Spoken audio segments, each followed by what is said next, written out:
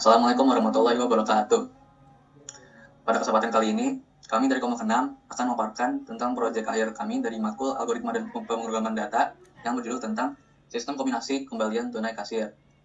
Nah, di video ini kami akan membahas tentang pseudocode-nya, flowchart-nya, kemudian demonstrasi dari program itu sendiri. Sebelumnya, perkenalkan nama saya Muhammad Iqsir Rabian dengan NIM 25103144034. Perkenalkan, nama saya Muhammad Rasya Putra Mulyawan dengan NIM 25103144049. Nama saya BM Ardika Naseri dengan NIM 25103144057. Oke, untuk pertama di sini saya akan bahas dulu mengenai pseudocode dari program kombinasi kembali tunai kasir yang telah kami buat.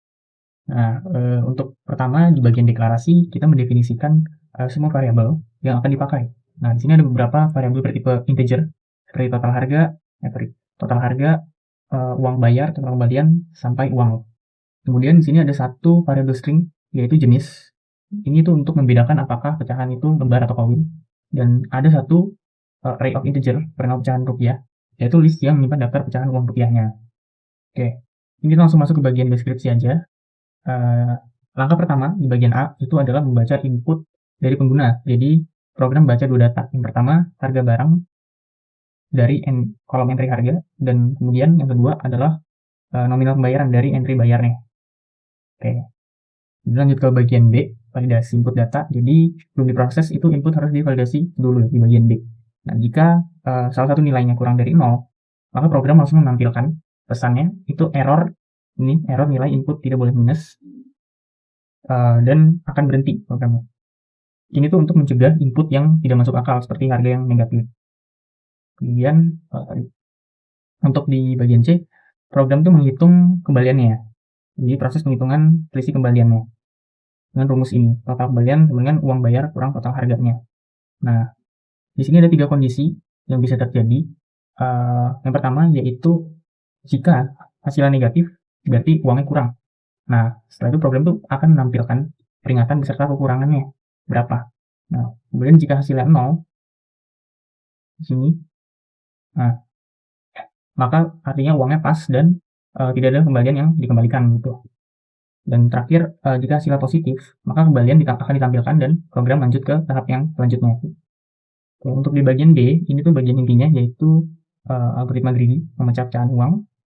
Untuk pertama, array pecahan terlebih dahulu. Array pecahan rupiah itu disusun dari nilai terbesar sampai terkecil, yaitu dari 100.000 rupiah sampai 100 rupiah. Kemudian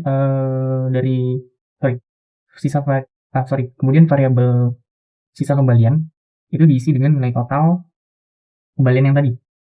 Nah, kemudian program tuh melakukan perulangan atau looping for each. Jadi dia menjelajahi isi array atau pecahan rupiahnya satu persatu. Nah, di setiap iterasinya program akan mengecek nih apakah sisa kembaliannya lebih besar atau sama dengan pecahan yang sedang diperiksa. Nah, kalau iya, program bakal menghitung berapa lembar atau keping yang bisa diambil menggunakan pembagian bulat atau kita sebut di Python. Nah, kemudian sisa yang belum terbagi itu disimpan kembali ke sisa kembalian ini menggunakan operasi mod atau modulo. Nah, setelah itu program menentukan satuannya nih. Kalau pecahannya 1.000 rupiah ke atas berarti disebutnya lembar. Tapi kalau di bawah 1.000 itu disebutnya koin. Nah, kemudian hasilnya langsung dimasukkan ke tabel antarmuka GUI-nya. Nah, kemudian ini ada penanganan sisa. Jadi setelah pengulangan selesai itu ada satu pengecekan terakhir sebenarnya. Jadi jika masih ada sisa kembalian yang nilainya di bawah 100 rupiah, jadi di bawah yang paling kecil, maaf. Nah, program itu tetap akan menampilkannya di tabel sebagai informasi tambahan berikutnya. Nah, mungkin segitu aja penjelasan pseudocode-nya dari saya. Bisa dilanjutkan penjelasan flowchart oleh teman saya Iqsir. Oke, sekarang kita lihat flowchart-nya. Yang pertama, kita programnya akan mulai dulu. Lalu setelah itu lanjut di input total harga dan uang bayarnya berapa. Nah, setelah itu bakal dicek apakah total harga atau uang bayarnya di bawah 0. Jika iya, maka akan muncul pemberitahuan bahwa inputnya tidak boleh minus. Setelah itu langsung end. Nah, jika ternyata di atas 0, maka akan diproses bahwa total kembalian sama dengan uang bayar dikurangi total harga. Nanti dicek lagi apakah total kembalian di bawah 0. Jika iya, maka akan ada pemberitahuan bahwa uangnya kurang. terus lanjut ke N lagi. Jika tidak, maka akan ditanyakan kembali apakah kembalian bernilai 0. Jika iya, berarti uangnya pas, ntar akan muncul pemberitahuan. Lalu selesai lagi. Misalnya ternyata total kembaliannya juga tidak bernilai 0, berarti ntar bakal ada muncul pemberitahuan kembalian sebesar berapa rupiah. Nah setelah itu ntar bakal diproses, ada list pecahan berapa rupiah aja, berapa lembar rupiah aja yang bisa jadi kembalian. Nah setelah itu dihapus tabel lama buat input-input sebelumnya. Setelah itu bakal diproses sisa kembalian sama dengan total kembalian, terus nomor baris sama dengan 1 buat nanti di tabelnya. Nah setelah itu dicek lagi masuk ke fungsi for each. Nah ini maksudnya itu untuk setiap uang, yaitu pecahan di dalam list ini bakal dicek apakah bisa dipakai untuk sisa kembalian tadi. Jika masih ada pecahan yang bisa, maka kan dicek kembali apakah sisa kembalian lebih besar atau sama dengan uang. Jika iya, kita ambil contoh 17.000 ya. Misal tadi pas masuk ke sini dicek dulu nih dari pecahan yang paling besar, yaitu 100.000. Kan dicek tuh sisa kembalian lebih besar dari 100.000, 17.000 kan enggak ya. Kalau enggak, tadi bakal masuk ke sini lagi, masuk ke for each lagi, dicek ke pecahan selanjutnya yaitu 50.000. Terus ternyata kan 50.000 juga masih di atas 17.000 ya, terbalik lagi, terus muter-muter sampai akhirnya ke 10.000 kan. 10.000 kan di bawah 17.000 ya, maka bakal lanjut ke bawah. Ntar diproses lagi jumlah lembar sama dengan sisa kembalian dibagi uang. Dibagi ini floor division, yang artinya itu pembagiannya bakal dibulatkan ke bawah gitu. Ini misalnya kan 17.000 dibagi 10.000 itu 1 sekian, tapi ntar bakal jadi 1 buat jumlah lembarnya itu berapa.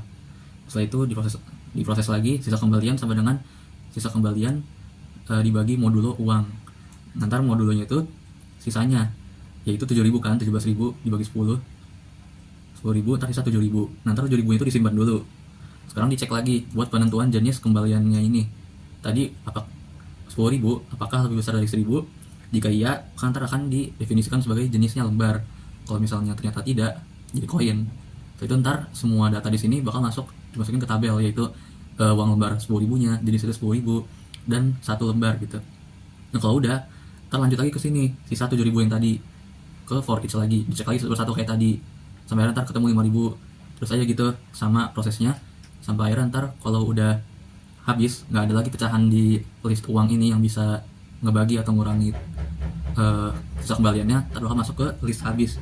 Tadi cek lagi apakah sisa kembaliannya ini lebih besar dari 0. Kalau 0 kan berarti habis ya kembaliannya, maka di sini langsung end, berarti udah selesai, kembaliannya udah balik semua. Kalau misalnya yes, ternyata masih ada sisanya tapi nggak bisa ditutupin sama list di sini, bakal masuk ke sisa aja, masuk sisa terus ditaruh di tabel paling bawah, terus masuk ke end sini. Jadi saya akan melakukan demonstrasi terhadap apa yang sudah kelompok kami buat. Jadi bisa diperhatikan dari graphical user interface-nya bahwa kita bisa menginput ada dua tempat yang bisa kita input. Jadi harga barang itu misalkan saya beli teh pucuk dengan harga barang 4.500, maka harga barang di sini isinya itu 4.500. Jadi harga barang di sini itu jumlah harga yang dibayarkan pembeli. Misalkan seseorang membelinya itu dengan harga 345.000. Dan di sini tuh ada nominal pembayaran tunai, atau ini tuh gampangnya uang yang diberikan pembeli ke kita sebagai alat pembayaran. Jadi misalkan pembelinya itu ngasih kita uang 400.000. Nah, kemudian kita bisa klik hitung kembalian. Nah, jadi program kita itu dapat menghitung total uang kembalian yaitu 55.000 dan juga rekomendasi kombinasi uang yang paling sederhana. Misalkan 55.000 itu yang paling sederhananya adalah 50.000 dan juga 5.000, yaitu sama-sama 1 lembar. Nah, misalkan harga barang yang dibelinya itu tetap 345.000. Nah, tapi yang menggunakan sistem ini memakai pakai titik, jadi 400.000. Jadi program yang kita buat itu tidak bisa membacanya. Jadi harus tidak boleh ada titik, koma, atau misalkan memasukkannya dengan kata-kata misalkan 100.000 rupiah. Nah, di sini juga 100.000 rupiah. Nah, sama. Jadi sistemnya itu tidak dapat mendeteksi atau tidak dapat memproses jikalau inputnya itu berupa kata. Jadi inputnya itu harus 100.000 dan juga tidak boleh ada titik ataupun koma. Nah, kalau uang pas itu akan muncul info, ini jadi berwarna biru ya. Tadi kalau kembali kan berwarna hijau. Ini berwarna biru dengan tulisan uang pas dan juga info uang pas. Misalkan uangnya itu kurang, ntar akan ada pemberitahuan sendiri. Nah, misalkan di sini jadi info total uang kembalian uangnya kurang. Di sini juga ada warning kurangnya itu berapa. Gitu. Sekian pemaparan proyek akhir dari kelompok kami. Kurang lebih mohon maaf. Wassalamualaikum warahmatullahi wabarakatuh.